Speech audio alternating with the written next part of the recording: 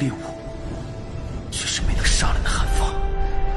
老师，对不住了，这次也连累您了。Selamat datang di animasi Donghua Spoiler. Om dan Tante, jangan lupa seruput kopinya, kencangkan sabuk pengaman, mari kita mulai. Pada awal episode diceritakan bahwa Xiaoyan bertarung melawan Sanjen. Pada saat ini, Xiaoyan mendominasi dalam pertarungan yang membuat Sanjen mengeluarkan formasi. Tetapi, ditembus oleh Goyan yang membuat menghilang di kehampaan. Pada akhirnya, Goyan kelelahan, dan scene pun berganti. Apakah formasi itu begitu kuat? Tanya Xiaoyan. Aku bisa mengendalikan formasi itu sebelumnya, tapi kali ini tidak ditargetkan untuk memperkuatkan pertahanannya. Selain itu, waktunya terlalu singkat, dan aku menghentikan serangan itu secara paksa. Jadi, kekuatanku langsung terkuras. Ucap Goyan dengan suara yang lemas. Goyan tersenyum masam. Dia tidak menyangka bahwa tindakannya itu akan menguras kekuatannya sampai seperti ini. Ngomong-ngomong, ia pasti akan mati di bawah cahaya itu. Jadi, kenapa kamu buru-buru untuk menghampirinya? Tanya Goyan kepada Xiaoyan. Meskipun Goyan sedikit tidak senang, Xiaoyan menggaruk kepalanya dan tertawa 2 kali. Lalu, ia perlahan-lahan merentangkan tangannya. Di telapak tangan Xiaoyan, ada cincin ruang yang tergeletak dengan tenang. Dan cincin ruang ini dimiliki oleh Sanjen, yang telah menghilang di bawah pancaran cahaya penghancur. Ternyata langkah berisiko Xiaoyan barusan adalah untuk mengambil cincin itu. Kamu melakukannya hanya untuk cincin itu. Dasar bajingan. Jika kamu tidak menyelamatkanku sebelumnya, aku akan terlalu malas untuk menyelamatkanmu sekarang. Dan seharusnya aku membiarkanmu dengan orang itu terkena cahaya agar kau hancur menjadi abu. Ucap Goyan dengan kesal. Jika aku tidak mengambilnya ketika kamu keluar, aku akan kehilangannya. Belum lagi, dunia sensi membutuhkan sumber daya. Lagi pula dia juga orang kuat di langkah ketiga keabadian Kaisar. Jadi, pasti dia mempunyai harta yang sangat banyak. Akan sangat disayangkan jika kita kehilangan cincinnya. Ucap Xiaoyan tanpa daya. Untuk Xiaoyan saat ini, jumlah pil energinya telah lama melebihi kebutuhan untuk kekuatannya sendiri dan telah mencapai titik kekayaan yang ekstrim. Bahkan, di dunia Xuanyin, pil energi dan sumber daya yang dimiliki oleh Xiaoyan pasti termasuk yang terbaik. Lagi pula, selama ada kesempatan, tidak peduli apakah lawannya kuat atau lemah, Xiaoyan tidak akan pernah menyerah selama dia bisa mengambil cincinnya. Di dalam perjalanan ini, Xiaoyan sudah memperoleh total 700 miliar dari semua pil energinya, dan jumlahnya masih akan meningkat ketika Xiaoyan terus bertarung. 100 miliar pil energi. Ini tidak buruk. Itu sepadan dengan kekuatannya. Gumam Xiaoyan. Jiwa Xiaoyan menembus ke dalam cincin itu, dan dari cincin itu, Xiaoyan pertama-tama menghitung pil energi yang ada di dalamnya.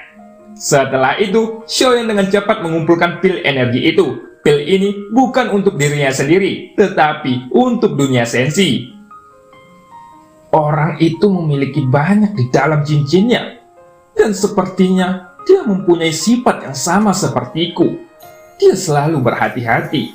Gumam Xiaoyan di dalam hatinya. Xiaoyan bergumam sambil menunjukkan senyum di wajahnya, dan matanya yang besar menoleh ke atas langit. Jika aku tahu kamu akan mengambil cincinnya, aku tidak akan mengambil resiko seperti ini. Kamu sudah memeras kekuatanku, dasar tidak tahu malu. Ucap Goyan dengan kesal. Melihat senyum Xiaoyan, hati Goyan menjadi semakin kesal. Tetapi, ia masih ingat bahwa Xiaoyan sudah rela mengorbankan tubuhnya untuk melindunginya. Pada saat ini, formasi mata langit di kejauhan mulai menghilang secara perlahan. Dan ketika Goyan melihat formasi yang sedang tersebar, matanya tiba-tiba menjadi serius. Formasi itu sangat aneh. Gumam Goyan. Aneh? Kenapa kamu mengatakan itu? Tanya Xiaoyan dengan bingung. Ini pertama kalinya ia mendengar Goyan mengatakan sesuatu yang aneh tentang formasi. Lagi pula, di mata Goyan, ini seharusnya tidak layak untuk diucapkan. Formasi itu sepertinya memiliki kehidupannya sendiri. Sebelumnya, aku hanya menggunakan 5 napas untuk membukanya. Tapi, kali ini dia menjadi lebih rumit dari sebelumnya. Dan tampaknya, dia sengaja untuk menyerap kekuatanku. Aku pernah menemukan formasi semacam ini sebelumnya, tapi aku belum menemukan solusi yang baik untuk menanganinya. Ucap Goyan. Apakah tidak mungkin untuk menanganinya? Tanya Xiaoyan. Xiaoyan sedikit mengerutkan keningnya. Jika tidak ada cara untuk menangani formasi itu, maka tidak akan mudah untuk berurusan dengan istana pemburu dewa di masa depan.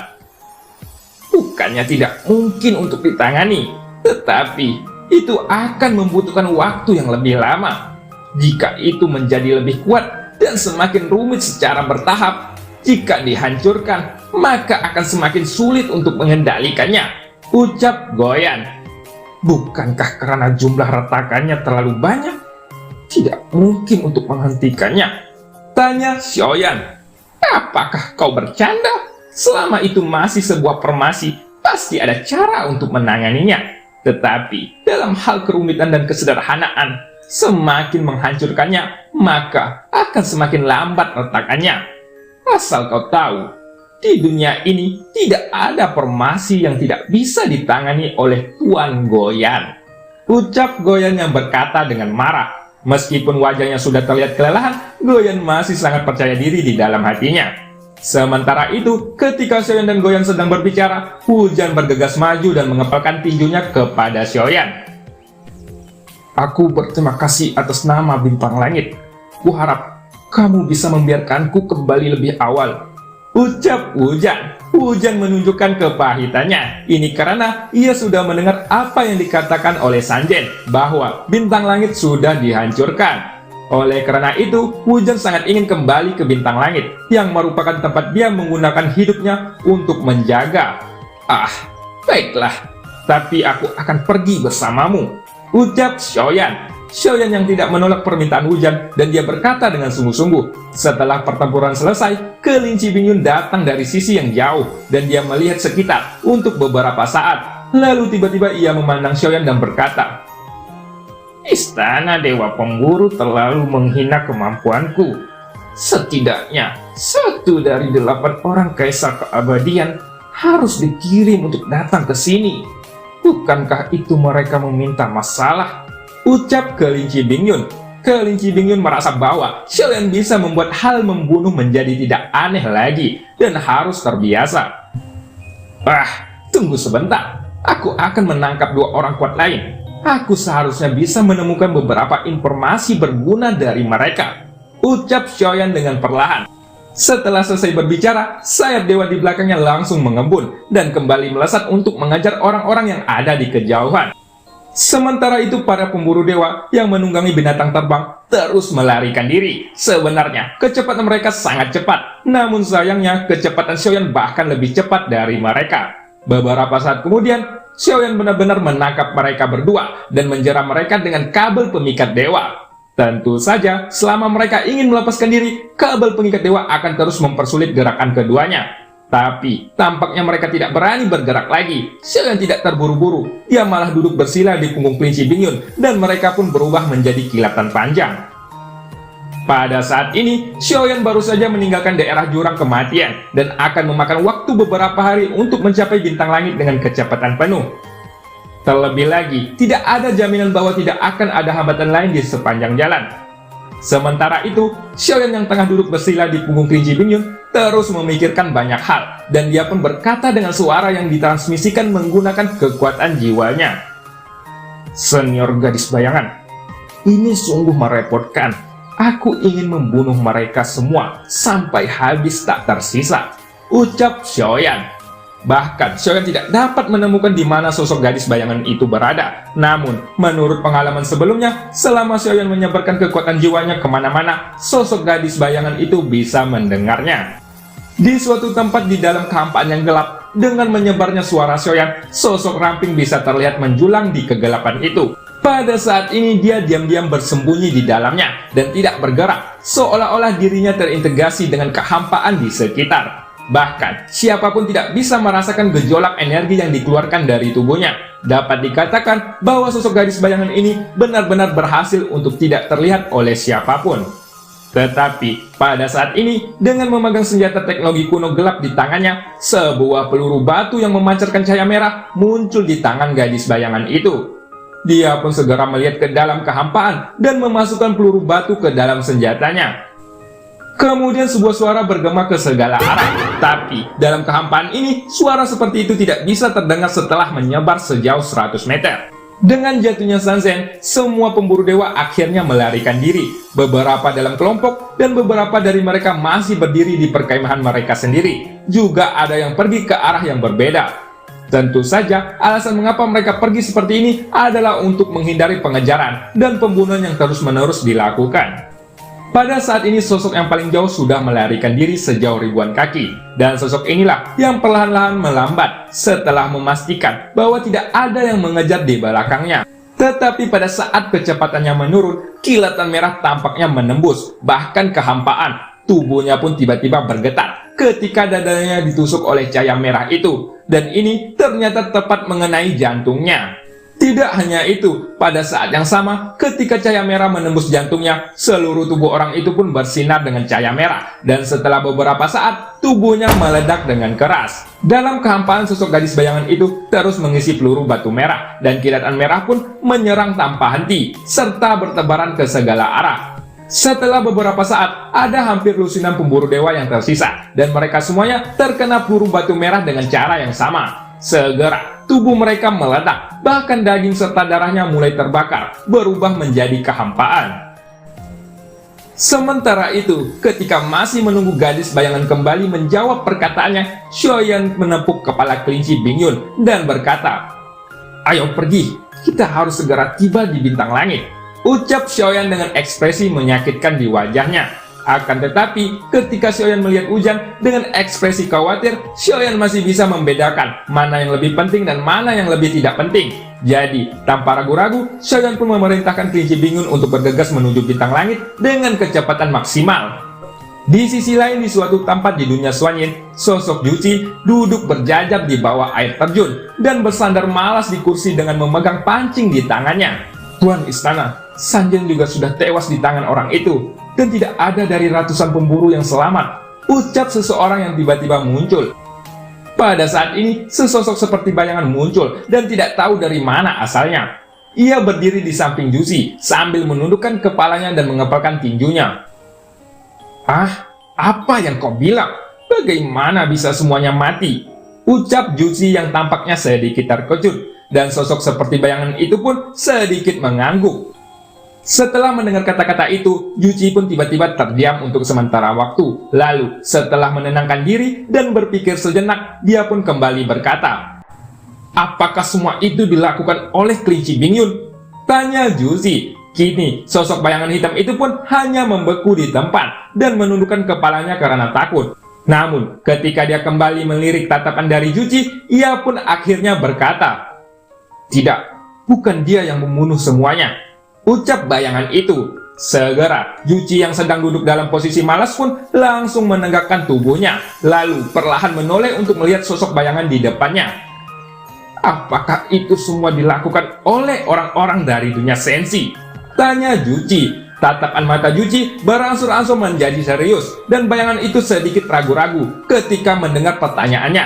Tetapi, dia segera menjawab, "Sanjin dicekik oleh mata formasi yang mengubah langit, dan setengah dari pemburu dewa diperlakukan seperti dia, lalu sisanya mati dengan sangat aneh. Tidak ada tubuh atau jiwa yang tersisa, dan tidak ada jejak. Bahkan, sosok yang menyerang pun belum ditemukan. Siapapun yang melakukan pembunuhan ini, kurasa sang ratulah yang mengatur orang kuat di sampingnya," ucap bayangan itu. Kemudian Yuqi pun mengerutkan keningnya ketika mendengar kata-kata itu. Ini karena hasilnya jelas melebihi harapan, dan dia sangat tidak menduga bahwa musuh akan menjadi sangat kuat. "Tunggu dulu, dibunuh oleh mata formasi pengubah langit. Apa maksudmu? Apakah seseorang sudah memecahkan pengubah awan kabut itu?" ucap Juji dengan marah. Segera, sosok bayangan itu pun menundukkan kepalanya lebih rendah dan akhirnya menganggukkan kepalanya dengan perlahan. Ini tampaknya akan menjadi sangat menarik. Selama bertahun-tahun yang tak terhitung jumlahnya, tidak pernah ada kasus di mana formasi pengubah awan kabut dipecahkan oleh seseorang. Tapi, jika dilihat ke belakang, ini adalah yang kedua kalinya. Apakah kamu tahu siapa yang memecahkannya? Tanya Juzi lagi. Menurut berita itu adalah makhluk peliharaan bermata besar, milik pria yang berasal dari dunia sensi. Tampaknya, makhluk itu memiliki kemampuan untuk memecahkan formasi apapun. Ini adalah pertama kalinya retak, dan ini adalah kedua kalinya. Ucap bayangan itu. Alasan mengapa Juzi menjadi sangat marah adalah karena formasi pengubah awan kabut ini mewakili kekuatan absolut dari Istana Dewa Pemburu, dan dia jelas tidak akan membiarkan penyusup itu melarikan diri dengan mudah.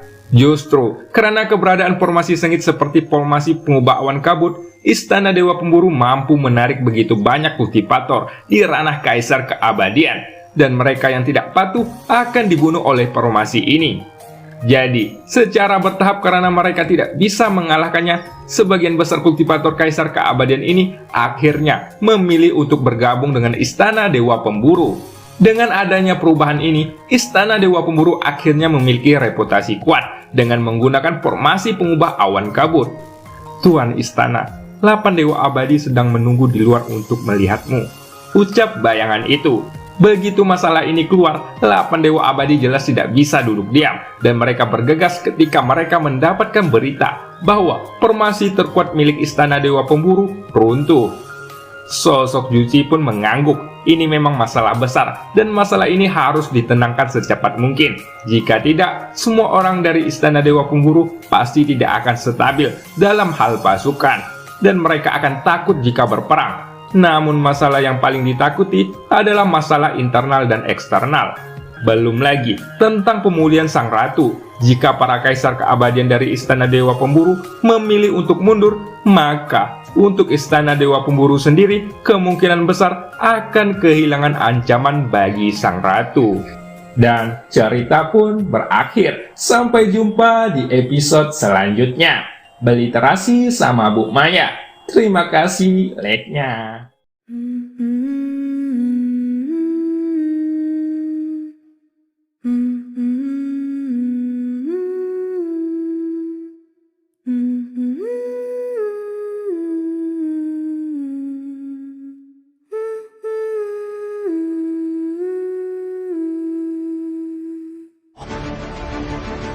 一旦被他们锁定了位置，我们俩都会性命堪忧。所有的阴阵，是为了这一天，我已经等待了太久。今天若是你能够安然无恙地走下擂台，萧炎从此不再踏进迦南学院半步。他迟早会发现的。既然如此，就给他一个惊喜吧。今天，我不会让你们两人彻底的闭上嘴。就算他还活着，你们之间也绝不可能。